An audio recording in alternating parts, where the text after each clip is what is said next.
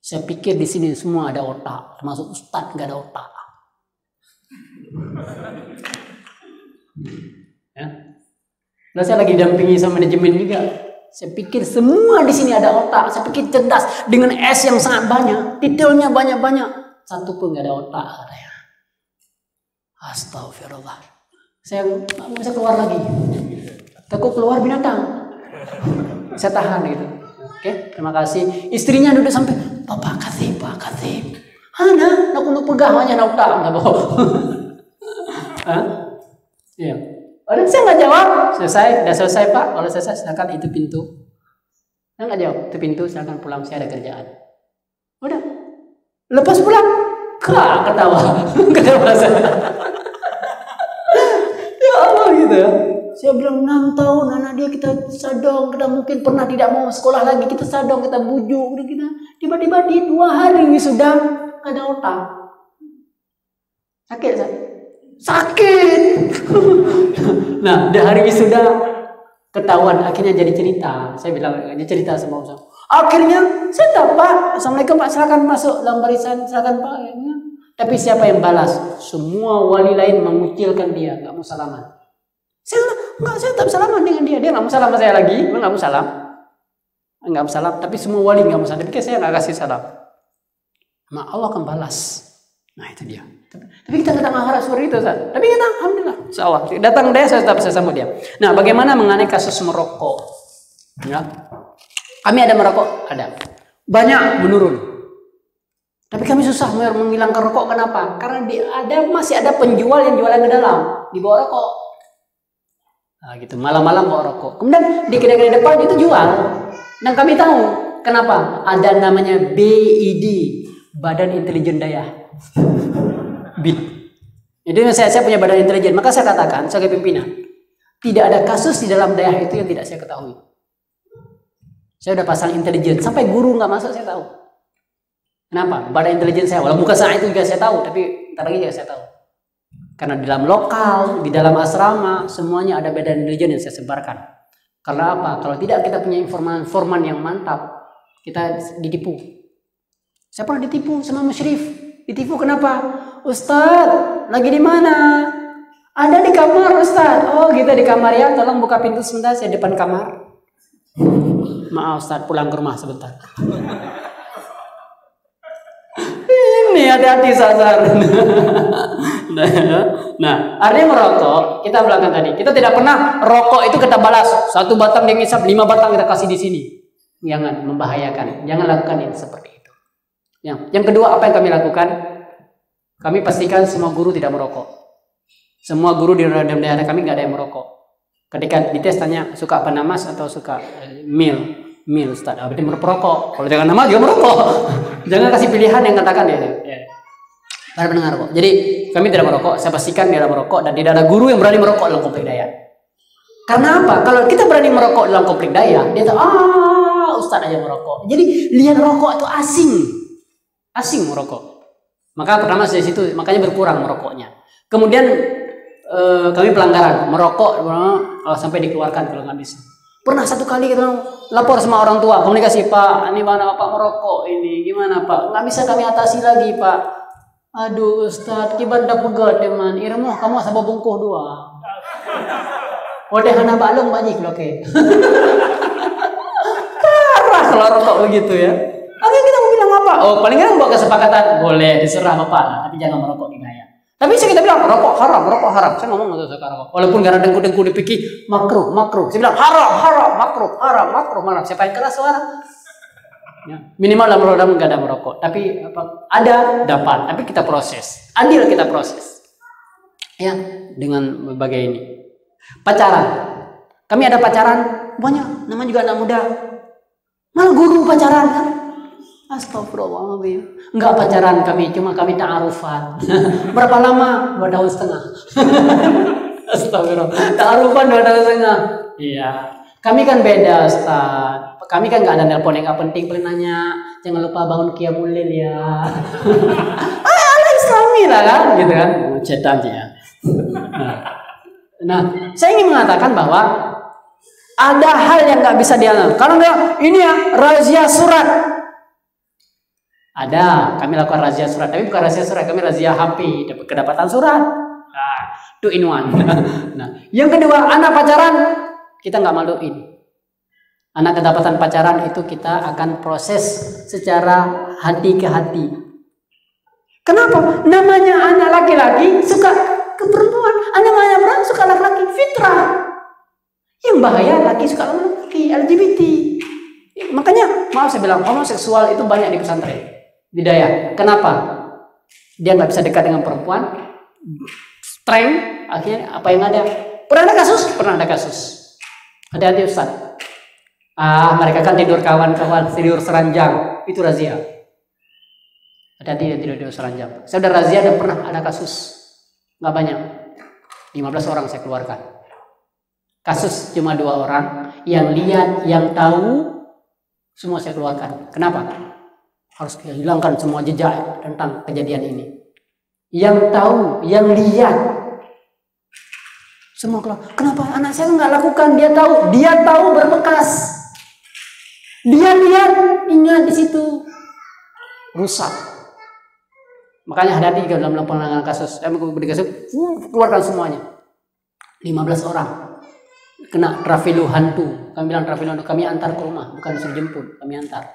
Di rumah kami cerita dengan orang tua. Oh iya, Pak, kami nggak boleh Pak, rahasia. Karena nggak boleh ada yang tahu, malu dia, aib. Nah, pacaran kami kan tanya, kenapa kamu suka dengan ini? Diskusi, kenapa? Jangan matikan rasa. Kalau matikan rasa, nggak boleh pacaran. Dia kan pacaran di luar. Yalah membangun kesadaran. Iya boleh, insya Allah. Kamu suka sama dia? Iya, mau dia kamu yang baik. Kenapa kamu pacaran dia? Saya ingin membimbing dia supaya dia jadi menjadi lebih baik. Padahal dia tukang buat pelanggaran. Oke, kita adukan. Kamu kenapa suka? Kenapa suka sama dia? Dia baik, dia peduli. Kamu tahu nggak dia sholat subuhnya susah. Gimana jadi imam kamu? Oh gitu Ustaz ya. Jadi gimana? Putus Ustaz. Putus. Jadi memang proses yang sangat lama, berkali-kali panggil. Nggak pernah kami marahin anak pacaran. Bukan kami, kenapa? Kita arahkan ke positif. Kalau mau suka sama dia, putus aja jangan. Kalau kamu suka nggak apa-apa, kamu nggak mungkin putusin. Tapi hubungan jangan ada. Minta semua, ya Allah, seandainya dia laki-laki yang baik, ya Allah, pertemukan kami. Doa begitu. Iya Ustaz ya. 5 hari datang, nggak jadi Ustaz. Ini yang lakukan. Tapi banyak kasus. Ketahuan di mana? Coba buka di Instagram dan ini semua mereka punya. Ustazah ada masuk ke link anak-anak nggak? Ustazah masuk ke dalam masuk ke Facebook anak-anak nggak? Nggak ada, nggak level. Saya wajibkan kepada semua musyrif masukkan ke dalam Facebook anak-anak, dalam Instagram anak-anak, di dalam WA anak-anak dengan menyamar. Saya juga ada Facebook rahasia, foto artis Korea. Maka saya join dengan anak santri saya tahu perkembangan mereka ngapain di rumah, mereka punya pacar siapa, dia saya mau pakai bahasa gaul-gaul gitu. Nah gitu, jangan pakai jenggot ini, ngeri lari mereka. Begitu ya. Nah makanya kenapa? Bukan untuk kita mau hukum mereka, supaya kita tahu mereka ngapain, di mana kita akan mendidik mereka balik. Gitu. Bukan untuk sekedar tahu, menghina. Nanti kami ada sidang pembentukan karakter karena punya foto-foto vulgar dengan lawannya. Santri kelas ini vulgar dengan itu. Oh Allah, Ustaz, pasang ya. Nah, bagaimana bang kebersihan? Saya dulu teringat waktu di Janto itu, saya dapat surat fake dari Gontor 10. Gontor 10 masih murid 100. Tapi biaya kebersihan dan penataan taman dikirim dari Gontor Pusat 87 juta. Saya ISS, biaya perawatan di Azhar waktu itu 3 juta per bulan. Mereka perawatan taman itu 87 juta. Sama Ustadz Nadirman dulu pimpinannya, saya tanya, Ustadz maaf nih saya tanya Ustadz Zikid almarhum, Ustadz kenapa banyak kali dikirim uang? Ustadz, kebersihan dan keindahan adalah bagian dari pendidikan. Saya renung, iya juga ya. Kalau sebuah lembaga yang indah, rapi, bersih, tertib gitu kan, tidak muklutuh gitu kan.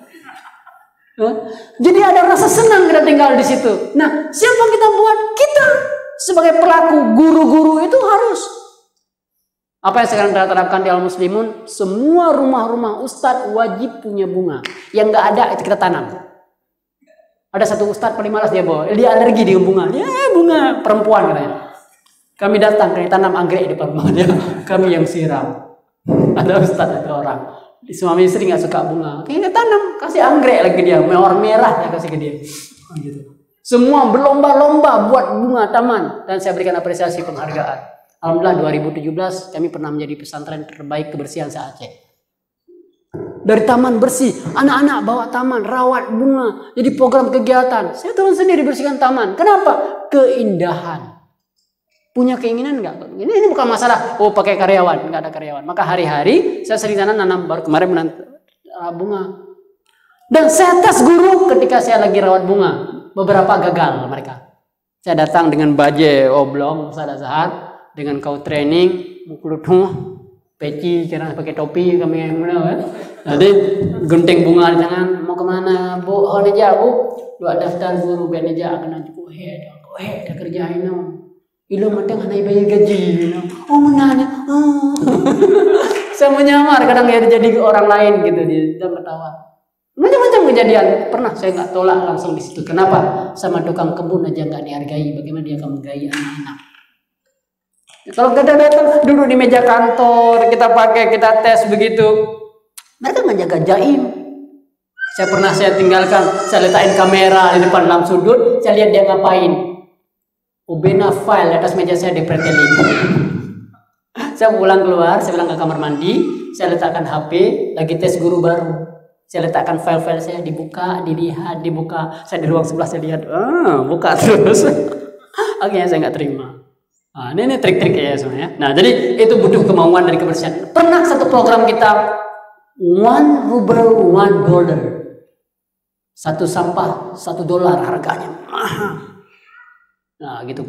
Ada anak untuk melakukan pelanggaran kafarat dosa, kamu bisa mengumpulkan 200 sampah, turun poin 5 poin plus 10 poin. Dicari sampah. Pelanggaran bahasa, sampah, ngutip sampah. Lalu hitung balik 1, 2, 3 wahid istilah dengan sampah, maka tidak ditemukan sampah. Itu pernah kita lakukan program itu dan alhamdulillah bisa. Kemudian bagaimana membangun komunikasi intensif dengan guru wali. Nah, lembaga harus memiliki ruang kepada musyrif untuk dia bagaimana membangun komunikasi. Ini bagus dulu. Jangan nanti maaf lembaga, berarti salah. Kita membela wali atau membela guru depan wali, nggak boleh. Kita harus adil. Nah, kita bilang Ustaz sabar aja, dia memang beda lah, beda level, mereka bukan kurang pendidikan. Kita ngomong sama Ustaz ini, iyalah ya Ustaz, nggak apa sabar aja. Datang ke wali, kita dapat anime muda, madang emosi, anak saya level tanya pak, iya udah paham, memang ada.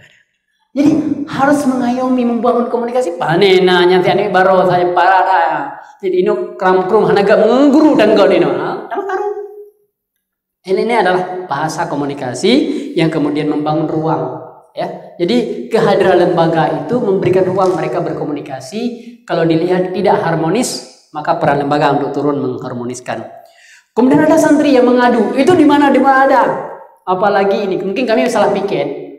Kami piket bukan piket, kami bentuk piket perizinan, kami adalah piket. Hari ini Ustaz Sadli. Semua urusan hari ini itu Ustaz Sadli yang kasih izin, orang lain nggak boleh kasih izin. Besok Ustaz Zakaria. Ustaz Sadli nggak boleh kasih izin. Jadi kalau dia mau pulang hari ini, berapa Ustaz Sadli? Nggak ada dia nyari siapa yang paling enak. Kalau Ustaz ini kayaknya enak, orang yang suka senyum. Ustaz, Allah Ustaz, apalagi yang dalam putri-putri, udah usah dikasih. Misalnya gitu ya. Maka kita bilang perempuan perizinan. Nah, hati-hati Ustaz kalau kita berhasil diadu oleh anak. Tahu nggak Ustaz, si anak ini loh melapor. Mereka suka melapor. Mereka akan mencari siapa yang mereka lebih nyaman. Memang iya secara tabiat. Tetapi kita jangan terpancing. Maka kekuatan yang paling besar dalam membangun pesantren ataupun dalam daya halmaun, kita bisa kompak nggak? Bisa sehati nggak? Bisa sepenanggungan nggak? Bisa seperasaan tidak? Maka kalau kami masalah khilafiyah, jangan bicara khilafiyah. Jangan bicara masalah perbedaan. Kita di sini sama. Jadi kalau ada ruang-ruang sakit hati, habis. Anak-anak, Ustaz kemarin ngomong Ustaz. Oh iya, dia.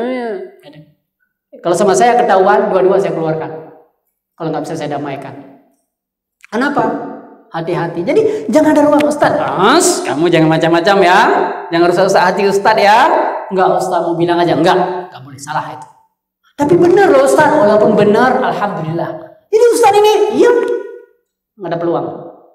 Yang kasih pupuk. Apalagi dia ngomong apa lagi tentang Ustaz? Iya, dia ngomong begitu. Siapa saksimu? Iya betul, ngomong lagi. Tak cari lagi. Penerapan bahasa sulit. Ya, saya udah buat training, semua guru belajar bahasa, semua di dalam sudah bisa bahasa, udah mulai training dahulu. Kemarin udah buat, memang basic rata-rata bisa bahasa. Mungkin di kalangan beberapa kami jalan beberapa bahasa, tetapi mengharapkan semua santri enggak, belum bisa. Ya, tapi apakah pesimis? Tidak. Mungkin secara kemampuan di lokal mereka bisa, tetapi ketika sudah bantu bi'ah untuk ajak bicara, tapi dari mana kita mulai sebenarnya? Nah, saya sama Ustadz dulu, jalan nggak? Saya pernah mencoba 20 hari Ustadz bicara bahasa. Jalan Ustadz. Saya nggak mau dengar Ustadz bicara bahasa Indonesia, semua bahasa Arab. Jalan. Sebenarnya masalahnya mau dan tidak mau. Sampai saya dengar di kamar mandi, kakak ketawa pakai bahasa Arab. Sampai batuk bunyi bahasa Arab. Mana ada batuk Arab. Ini sebenarnya jangan Ustaz, kalau mereka mau. Sebenarnya ingin bangun bi'ah, saya udah mengatakan ke guru-guru, tapi saya nggak berhasil ya. Mudah-mudahan di sini berhasil. Komitmen nggak? Mau komitmen bahasa nggak? Kalau mau komitmen, ayo kita dulu. Tanpa bahasa nggak mulayan.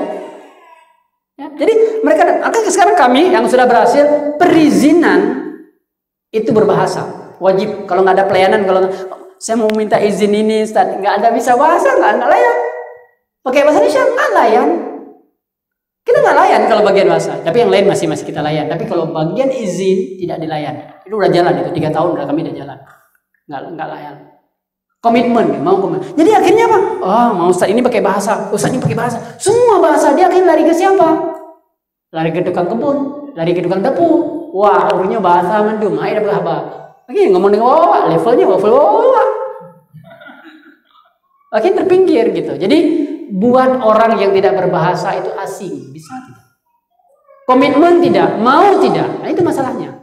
Yang sakitnya lah kita tidak mau. Jalan 20 hari. Hari ke 21 nggak jalan lagi kami karena udah habis aturan. Ya, makanya itu yang terjadi di kami, tidak jalan bahasa, tetapi ada anak-anak yang bisa. Tapi di beberapa kelas jalan, dosennya di kelas agama itu kalau ada beberapa ustadz memang pertama dalam mengajar bahasa Arab itu sudah nggak pakai lagi bahasa Indonesia. Ngajar bahasa Arab semua sudah pakai bahasa Arab.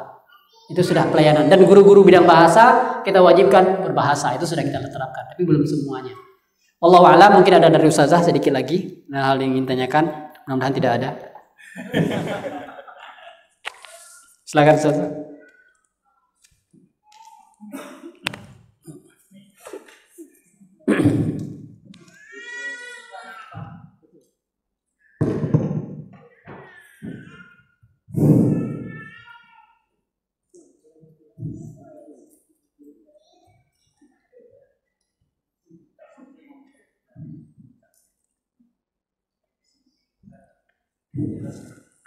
Boleh ditulis nggak Bapak?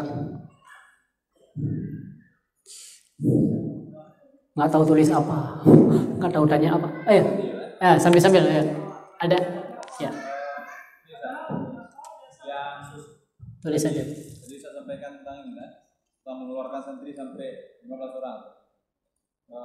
Itu bagaimana supaya mereka tidak menolak ada orang tua, tidak terjadi penolakan orang tua? Apakah di dalam peraturan-peraturannya apakah kita detail dulu atau bagaimana? Ada kasus-kasus yang kasus itu baru dan belum kita atur. Iya. Kemudian satu lagi kan kemarin dalam puasa kemarin kita udah buat program yang kalau santri itu keluar maka kita keluarkan. Misalnya dia cabut tanpa izin dari program tersebut, maka kita harus keluarkan dia, nggak boleh ikut lagi. Tapi ini ada wali santri yang mohon gitu kan. Ustaz, yang menurut gua tak akan jadi parah rumah daripada ini. Jadi enggak gua tak tahu teman-teman. Jadi itu bagaimana harus kita sikapi? Apakah kita yang harus mundur atau bagaimana? Ya.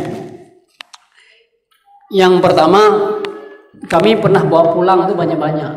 Tapi karena kasus-kasus berat.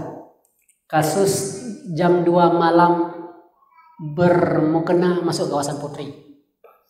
Wah, ada jubah merah istilah kami.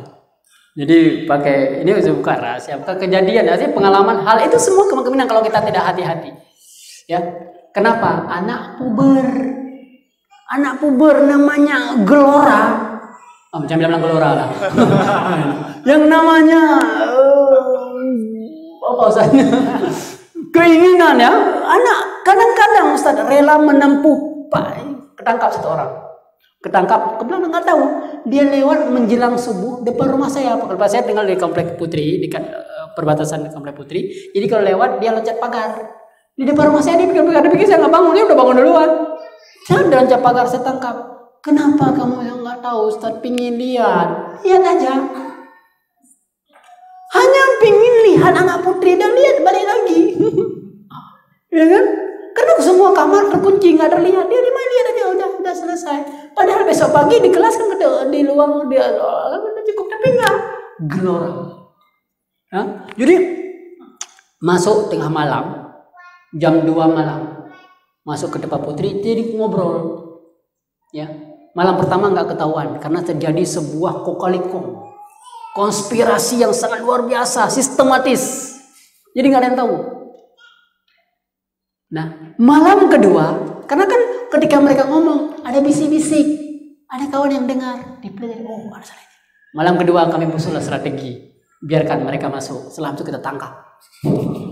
Akhirnya Ustaz, ini kompak Ustaznya, Ustaz malam ini kodein, jangan ada yang bocor, malam ini jangan bergerak, semua di posisi ini, udah kami komunikasi. Ustaz tidak tidur, Ustaz tidur ya, kami udah keliling, semuanya. Masuk, ketangkap. Gitu. Akhirnya Dam ketangkap jam 3 malam. Satu anak korban yang sakitnya, kenapa? Sakit anak kelas 1 baru masuk, dia dibawa oleh abangnya, kenapa? Minta obat cemekam. Jadi, akhirnya kita bawa pulang kan malam itu. Malam itu 13 orang, kasusnya 13 orang, dan malam kedua 15 orang, kedapatan lagi. Jadi kami bawa pulang semuanya. Bagaimana cara bawa pulang? Yang pertama, kami istilahnya namanya trafilu hantu. Jangan tunggu sampai besok. Kalau mereka besok kita masih proses, mereka akan lari. Ketangkap malu mereka dengan kawannya. Jadi nggak ada kawannya yang tahu. Malam itu kamu ambil barang atau kamu nggak usah bayi barang, kami kurung terus, usaha-usaha kumpul, hidupkan mobil, berapa daerah, sampai ke Biren kami antar, sampai ke ID kami antar, jalur Bidi, jalur Biren, ya. Ustaz jangan diantar, kamu harus pulang. Kamu udah masuk melanggar. Ya, kan mau pulang semuanya. Orang tua panik. Ada orang tua yang dicoba tegrom. Ada kasus ya. Nah, ini bahasa dari komunikasi. Maka kami mengirim dalam setiap utusan itu ada yang ahli komunikasi, yang pandai ngomong sama anak. Dia namanya juga anak-anak Pak. Dia ada gelora, ada rasa di hatinya. Karena naik kontrol Pak kan. Jadi karuh dalam buatnya. Yang gimana begal di mana yang kenyan. Sama-sama tak paham. Ben dehun. Ya lah Ustaz gimana begal ada salah. Jadi kalau pandai kita masuk mendinginkan, nah, jadi akan dingin gitu. Jadi sebenarnya di situ. Jadi namanya trafilu hantu. Si anak ini dia nggak pernah balik lagi ke Daya. Kenapa? Barangnya kami kirim. Dia nggak boleh lagi ketemu dengan kawan-kawan. Dia nggak ada yang tahu dia keluar dan dia tidak ada cacat. Kenapa anak-anak keluar? Kenapa nggak ada? Nggak tahu. Maka di sini di istilah kami ada sekarang namanya trafilu hantu. Mobil tengah malam. Hati-hati kalian mobil tengah malam. Kami siap mengantar jam berapapun siap mengantar. Yang paling senang yang giliran Biren itu punya sate matang loh. Dia kasih masih matang sama Ustaz. Nah intinya seperti itu. Maka saya bilang tadi pengeluaran seperti itu perlu kekuatan komunikasi. Dan jelas salahnya. Jangan nanti ini nggak jelas salah kita keluarkan habis kita. Dia akan jadi bahan bumerang walaupun kadang-kadang. Nah, ada MOU, ada. Kami sudah ada MOU dengan orang tua. Ada aturan yang seperti itu tidak tersebut dalam MOU. Bahwa akan dipulangkan. Ini lebih kita lihat maslahah. Kita bicara dengan bagus dengan orang tua gitu. Jadi pendekatan pendidikan kita sampaikan. Mudaratnya dan sebagainya. Kemudian tadi yang kedua tadi orang tua minta anaknya. Ustaznya menyerang mobil loh. Tidak sebenarnya hanya jaga alim kalau aja kena. Jadi orang tua nggak sanggup jaga alim kita diantar ke kita. Menyerang Carlo, sanyo kabinyo kabibit. Ingat, Kalau sudah menjadi aturan yang sudah disepakati dan semua santri tahu, jangan mundur. Karena ke depan memban. Ada satu anak pelanggar, merokok, dikeluarkan kalau poin sekian. Dan dia cabut. Kita misalnya, ini cabut, kita keluarkan. Udah kita sosialisasi. Tiba-tiba dia cabut. Nggak jadi keluarkan ya. Besok anak cabut. Coba keluarkan. Kemarin kan nggak dikeluarkan. Jangan coba mundur. Kalau ingin bantu, telepon, Sarip, ini bantu, Sabo.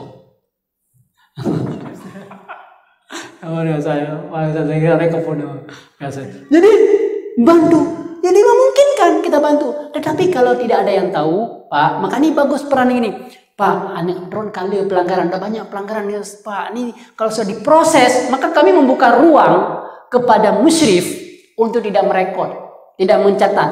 Artinya begini, dia sendiri tahu nih anak ini banyak pelanggaran nih. Kalau saya masuk jadi poin. Kalau nggak dilaporkan sama musyrif sama pengasuh, berarti nggak jadi poin. Udah Pak, ini anaknya banyak nih Pak. Nyono tulung loh. Oke, lo tulung kalinya Pak. Jadi hero. Nyoba drone. Iya, saya akan bantu Pak. Tapi Bapak tolong dukung juga. Nah, kalau seandainya itu bukan aturan yang kemudiannya menjadi satu hal yang diketahui oleh publik, oleh umum, itu boleh kita mundur. Yus maji berat pelanggarannya. Tapi karena nggak ada yang tahu. Cuma kita aja yang tahu Pak. Sama kami aja yang tahu. Santri lain nggak tahu. Boleh. Tapi kalau bocor nanti, saya keluarkan pada hari itu juga. Pak Nino, saya aja kemarin melanggar, nggak keluar. Habis dia. Itu pernah. Kita kasus kedapatan cabut tengah malam lewat pintu belakang. Poin udah penuh. Kedapatan sama Ustadz di Losukun, ditangkap sama Ustadz, dibawa pulang. Kamu poin kamu sudah ada, tidak ada yang tahu, nggak ada yang tahu. Udah. Panggil orang tuanya. Ini kali terakhir Pak, seharusnya sudah dikeluarkan. Ya Ustadz Nyon, tolong. Nah, ketika kita kejadian sekali lagi, dia akan berani minta lagi. Kali lu bantu berusaha ke Pak kan? Mungkin yang gibanda pegat. Ya, ada Ustaz. Sebentar, saya buka Ustaz. Oh iya, ada surat. Masya Allah. Satu soal lebih berat. Bagaimana menghadapi santri geng santri? Ya, dan santri yang konflik dengan para kakak kelas. Ya, ini yang namanya santri pasti punya geng, kelompok jilbab hitam.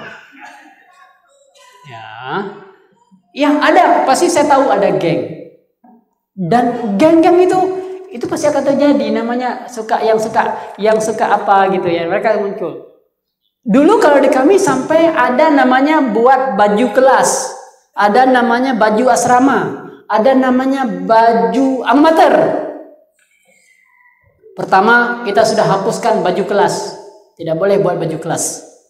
Tidak boleh buat baju asrama. Tidak boleh. Tidak boleh buat baju kamar. Sampai baju kamar ada. Sesama kamar. Yang orang tua. Ada nggak di sini buat baju kamar? Belum, alhamdulillah. Kamar punya baju ada ke kamar. Nah, ini awal dari proses geng-geng ini. Nah, kita akan berantas ini, tidak boleh ada baju-baju yang kelompok-kelompok seperti itu. Secara zahir. Tapi kemudian mereka ada kelompok, kami kan ada namanya geng cewek anti cowok. Saya dapat di Al-Muslimun namanya geng cewek anti cowok. Nah, saya bilang kita panggil, kamu anti ayah kamu ya? Enggak, itu enggak ayah.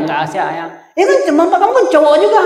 Enggak, pokoknya cowok. Saya doakan kamu enggak punya suami seumur hidup. Oh, jangan San. Enggak begitulah. Apa anti cowok? Saya bilang enggak.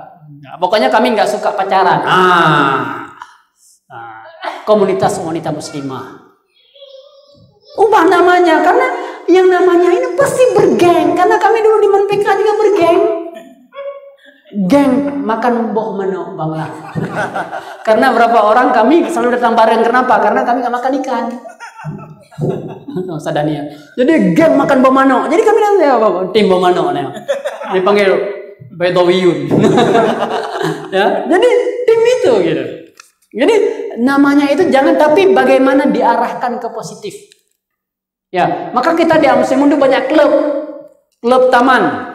Siapa yang suka main taman-taman? Yuk kita buat taman. Klub healthy community yang suka dengan kebersihan. Kita buat klub. Pakai nama. Kasih anak-anak itu pada suka dikasih pin. Berapa harga pin? Kasih nak. Anak-anak yang rajin ke masjid, rajin ke musola, tulis nama anak solehah.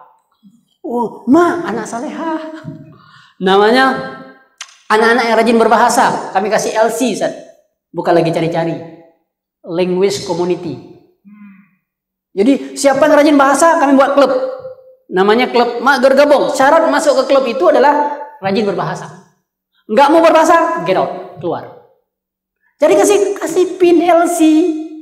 Wih, anak-anak itu kalau ada pin di sini senang, tunjuk lagi di Mas Jilbab, gitu. Anak-anak ya suka gitu.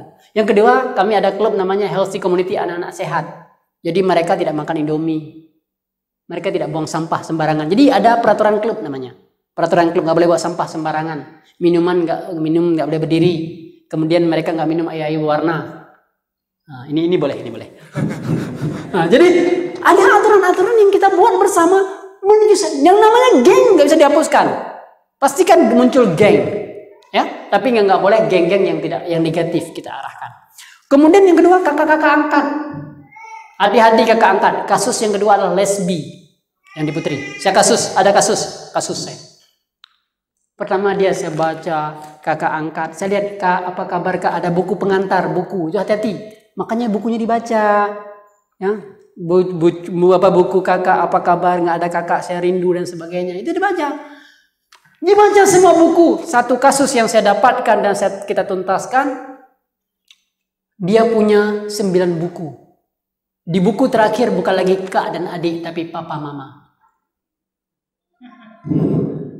Perempuan, satu kelas 2 sanawiyah, satu lagi kelas 1 aliyah. Panggilan papa mama, kamu mang, itu kasus. Akhirnya berat kasus itu jadinya. Nah, jadi saya bilang baca semua buku. Jadi para musyrif itu respon cepet, jangan. Tapi bukan suzon, tapi ini kenapa nih sering jalan berdua? Ada apa ini? Kenapa dia itu? Kenapa dia berdua di kamar? Ngecek. Nah, jangan. Kalau cuek bebe, alah biar aja lah, nggak apa-apa, suzon aja. Enggak. Kita menghindari segala punya kemungkinan terjadi hal yang nggak diinginkan karena ada peluang. Dijenguk aja, apa dua-duaan nih, pacaran ya? Jangan dituduh. Mereka pasti nggak suka sama ustazah yang cerewet. Jangan cerewet, tapi respon. Kenapa nih? Nah, gitu. Maka saya bilang tadi, geng dengan kakak-kakak pasti, karena yang namanya kakak-kakak itu pasti dia merasa apalagi dikasih jabatan. Kakak ke kamar, dia merasa, kakak nih kan? Yang macam-macam nih kakak lewat. Ada satu santri di kami, tamat kelas 3 sanawiyah, naik kelas 3 aliyah. Dia pakai baju beda, karena kami aliyah di sana beda. Datang dia ke kamar ada dia. Abang ya, sekarang baju aliyah nih. Datang ke semua kamar, dia bilang dia sudah aliyah. Aneh. Tapi bagi santri anak-anak, itu nggak ada yang aneh. Memang begitu dia ingin tunjuk geng. Jadi biasanya organisasi itu, kami ribut antara organisasi namanya OPDM, Organisasi Pelajar Daerah Terpadu Al-Muslim. Itu ribut dengan adik-adiknya.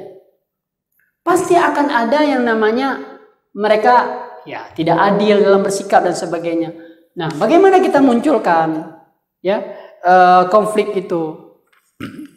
Salah satu adalah kita ini program terbaru kami yang terbaru munculnya halaqah. Ya mungkin di sini mungkin duluan ada halaqah. Kami membuat program pembinaan piramida. Kami sudah mencoba membina kakak bina adik. Kami ada sana ada program tarbiyah namanya kakak bina adik, sistem multi level marketing. Jadi kakak kelas 6 atau kelas 5 itu membina adik-adik. Nah, yang rawan di marah mana. Jadi itu kita lakukan. Dan ini agak lumayan kita lihat bisa cair gitu. Tetapi ketika berkumpul mereka akan nggak suka. Maka ketika namanya Syura bil Muhasabah, LPJ bahasa organisasinya, mengisi nama Syura bil Muhasabah. Kami sekarang dalam program organisasi tidak lagi menerapkan sistem diterima laporannya, nggak ada lagi. Sekarang cara yang terbaru dan setahun sudah kita jalankan, mereka berorganisasi tapi dinilai. Bagian bahasa ya, dinilai. Nanti masuk nilai dalam rapor. Kami ada di Muslimun ada 3 rapor.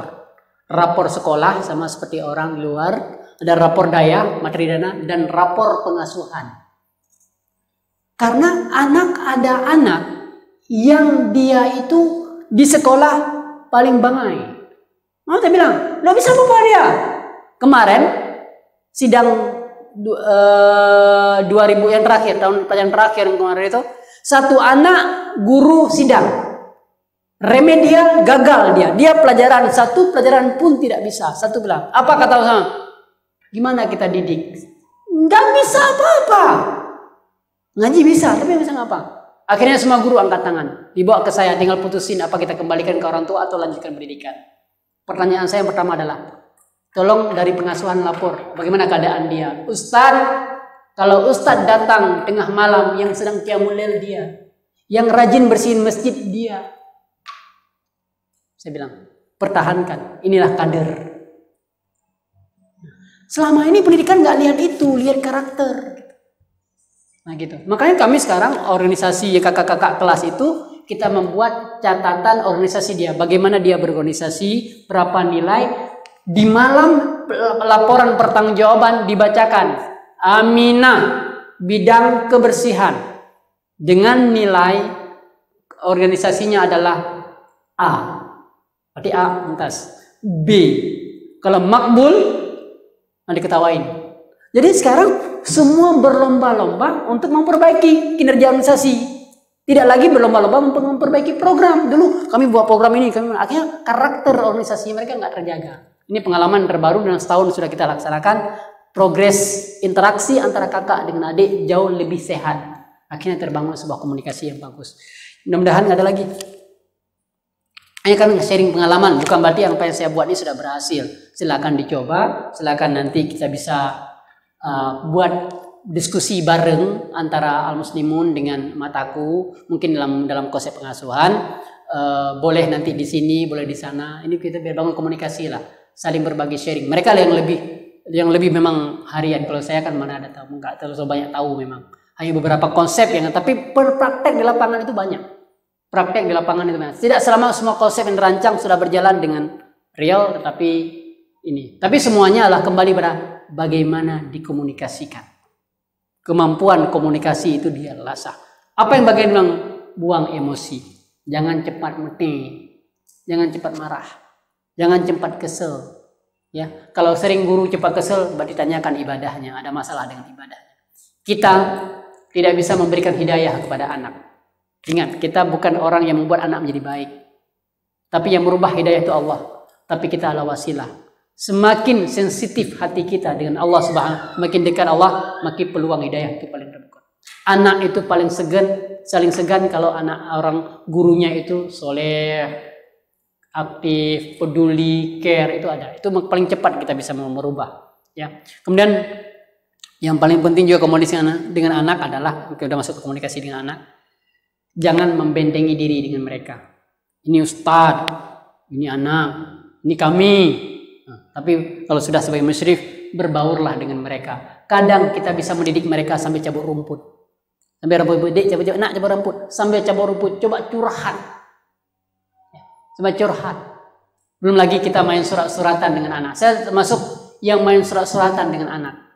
Saya membalas surat-surat anak. Jadi banyak anak itu yang punya problematika, terutama masalah rumah tangga. Saya 30% di Al-Muslimun itu broken home. Broken home. Ada anak ketika libur dan nangis, kenapa? Nggak mau pulang ke rumah. Kalau pulang di rumah melihat ayah mamanya berantem. Ada anak nggak mau pulang. Kalau di rumah orang tuanya nggak sholat. Nangis nggak mau pulang. Akhirnya apa kita lakukan? Makanya bagaimana peran para ustadz dan ustazah berada sebagai solusi bagi mereka.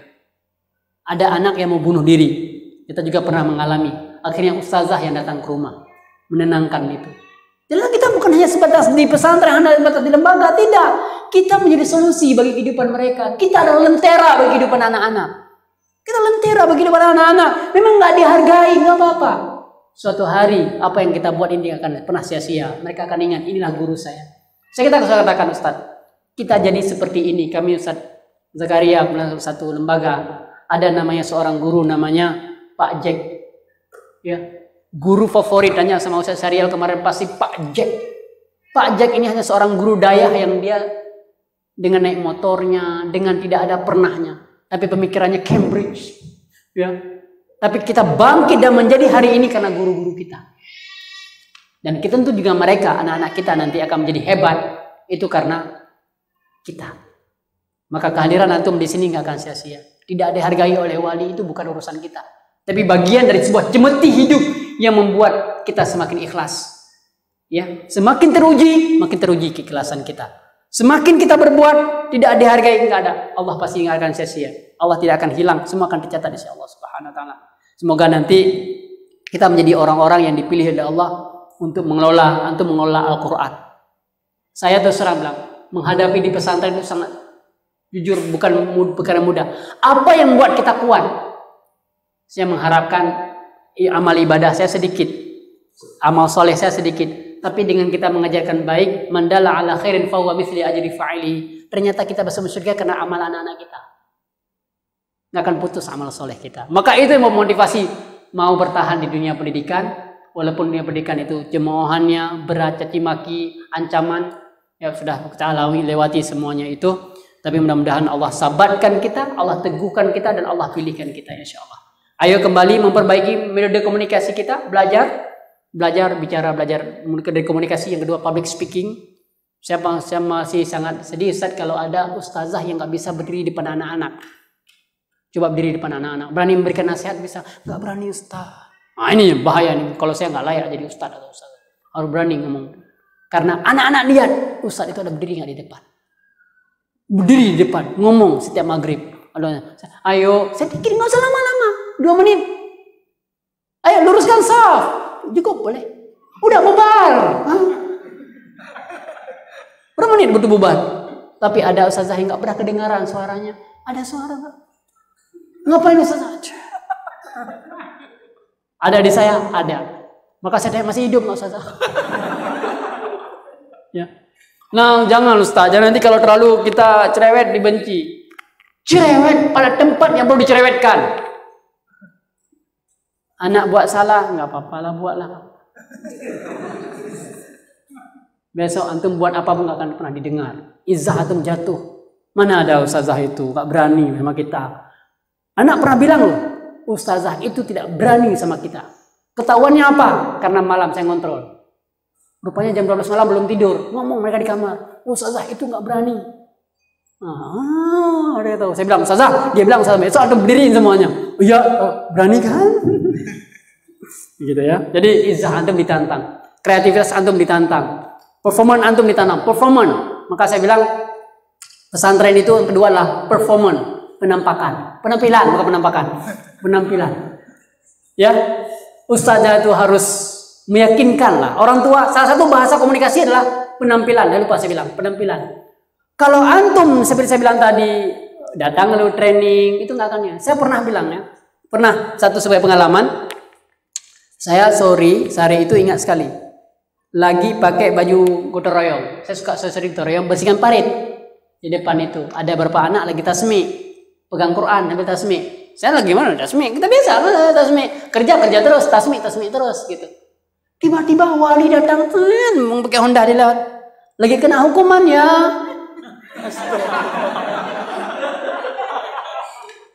Dipikir anak santri yang sedang mengulang murajaah Qur'annya itu yang ustaz, yang ini yang murid. Ya. Nah, gitu. Itu. Nah, jadi komunikasi. Ini nggak ketawa. Iya Pak. Nah gimana gitu orang tua. Hati-hati yang sedih gitu. Jangan dibilang pula murid. Itu sudah sering di kita seperti itu dibuat. Orang tua itu tidak menghargai. Anak sampai bilang, jangankan di tingkat kadang-kadang guru, saya kadang-kadang nggak dihargai. Itu sering juga kita alami gitu. Merasa seperti itu. Tapi kita sekali lagi belajar, kita insya Allah khair semuanya. Komunikasi kita bangun, daya lembaga kita. Kenapa? Ketika antum punya masalah, para wali akan bangkit. Sekarang salah satu mungkin sebagai catatan terakhir. Kenapa banyak pesantren sekarang punya kasus dengan polisi? Siapa yang melapor? Wali santri kan?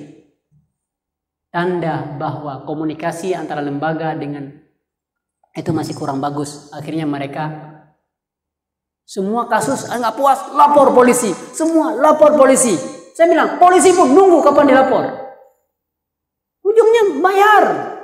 Ujungnya bayar. Saya bilang terus terang, saya lebih kayak kemarin saya lebih rela membayar pengacara 100 juta daripada ngasih 1 juta untuk polisi. Itu Izzah, saya bilang Pak polisi saya nggak akan bayar. Saya rela pengacara, kita naik ke hukum. Rupanya nggak naik mereka. Saya mau rela gitu. Kenapa? Sekali kita besok kita Izzah kita dengan jatuh gitu. Nah, kenapa jangan ada peluang pemukulan kepada anak dihindari? Yaitu tuh hal-hal yang kecil ya. Pemukulan hindari. Kalau nggak sabar pulangkan saja. Ingat lagu pulangkan saja kepada orang tuanya. Itu cara yang paling aslam. Kalau nggak sanggup dididik. Jadi jangan dipukul. Ya. Kami dulu bisa dipukul. Ini trik-trik aja. Banyak sekarang orang tua yang sedikit-sedikit lapor polisi. Dia pikir puas. Yang lebih parah lagi, yang lapor dengan wali santri dengan polisi itu mereka jarang datang ke ma'had. Coba orang-orang tua yang punya masalah dengan kita biasa jarang datang ke ma'had. Dan dia nggak mau tahu. Dia nggak mau tahu urusan anaknya. Tiba-tiba kalau ada masalah lapor. Nah ini semacam gap ya yang dibangun oleh mereka. Tapi itu bagian dari sebuah perjalanan. Tidak semua akan lurus. Tidak akan semua akan manusia akan baik sama semuanya, tidak. Makanya komunikasi adalah seni. Seni yang bisa dipelajari dan bisa dirubah. Mudah-mudahan yang saya sampaikan ini bermanfaat bagi semuanya. Dan bagi saya sendiri, dan semoga ke depan mataku, ma'had kita ini menjadi ma'had favorit di Aceh dan di Indonesia, insyaallah. Saya meyakini itu. Oh, bukan ini bahasa mujamalah, Ustaz, bukan bahasa basi, bukan. Karena saya lihat prospeknya, konsepnya, programnya laku. Gitu insyaallah. Karena saya sering komunikasi dengan Ustaz Zahar, saya lihat peluang itu ada.